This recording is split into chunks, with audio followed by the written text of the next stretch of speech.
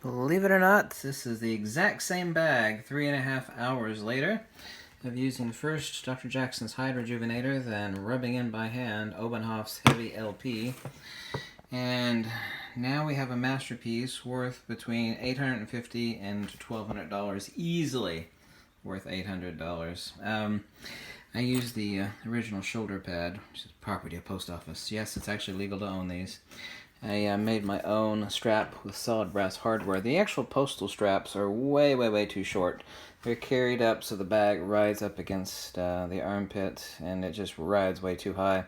So I actually made this with solid brass hardware so that anybody could use it. But now it is just as soft as a baby's butt. Now, actually, after rubbing this stuff in for 3.5 hours, you'll get nice soft hands too. Actually, too, one important thing is to puff up the piece, since it's empty, while you're rubbing the restoration waxes and rejuvenator in. Is I put towels in there. This was literally in someone's basement for 47 years. You can say Watts Manufacturing, 1970. Yes, indeed. I even rejuvenated that strip. So it went from dry as a cracker to smooth as a newborn baby's bottom. I even restored all the solid copper rivets on the back, which were corroded. And it looked like a mailman might have used this very little. Mailmen really abused the hell out of their bags. So the bottom, other than being dry and abandoned in a basement for 47 years, is really in perfect shape. I mean, this sucker was dry. Now it's just, you can see, it's just soft as a baby's butt. Love solid brass hardware. You can't actually buy a strap like this anymore, so I have to make it. I punched all these holes, cut this myself. Didn't cut the strap this time. I wanted to keep the original strap, which actually is in good shape. This is leather and padding. It's actually held together well after 40-some years.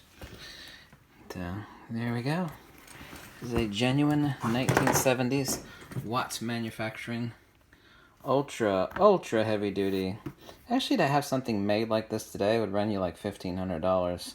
Everything today is made in India and it's really crappily. Yeah, there we go. Crappily. Poorly made.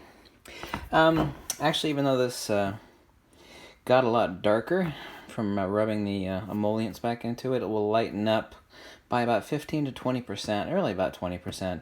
It'll take a week for that to happen. So it will take a week. It will lighten up about 10% within 2 days. I've restored 4 or 5 of these bags, so that's pretty awesome. Now we have a masterpiece that went from trash to absolutely extremely highly desirable treasure, because these are frigging impossible to find. They just are. They're just absolutely bleeping impossible. It's amazing how well this was a stamp, obviously, but how well the tooling stamp, since these were mass-produced, they really weren't that mass-produced, but they only made for mailmen. This is a genuine U.S. Post Office mail bag. How well this is raised up. This is also another reason why I know this bag was not used for at least any more than a week or 2 or 3.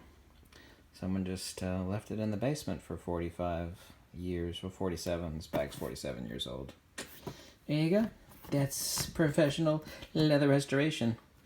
Genuinely, now, a masterpiece. And all those marks give it character. You think people don't want leather bags with marks on it like that. Actually, they do. When it comes to an original masterpiece like this, those marks are like Cindy Crawford's mole, you know? It's like one of her defining characteristics. People actually, recognize it as a genuine piece. Actually, nobody makes reproductions. J. Peterman made reproductions of these bags, but he didn't stamp U.S. mail, and I have one, and it's no reproduction at all. It's not anywhere near as thick as leather, not made anywhere near as good. So anyway, thanks for watching. That's how you restore leather. If you like these videos, you can click the link below. Make a small donation. Tell me to jump off a cliff, whatever makes you happy.